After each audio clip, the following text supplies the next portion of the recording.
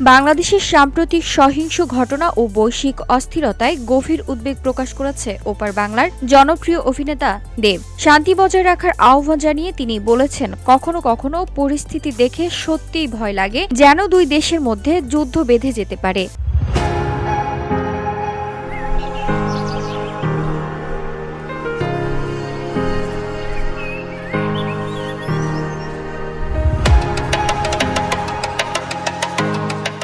দেব বলেন, ঈশ্বরের কাছে একটাই প্রার্থনা, মানুষ যেন শান্তিতে থাকে। সে হিন্দু হোক, মুসলিম হোক কিংবা খ্রিস্টান, গোটা পৃথিবী জুড়েই এখন যুদ্ধ আর সংঘাত। দেশ বাঁচানোর নামে বিপুল অর্থ অস্ত্র কিনতেই ব্যয় হয়ে যাচ্ছে।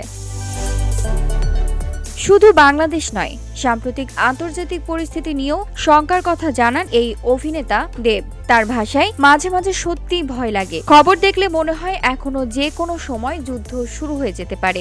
ভারত বাংলাদেশ, ভারত পাকিস্তান কিংবা ভারত চীন, এই আতঙ্ক কোনোভাবেই কাম্য নয়। VOD Bangla news desk.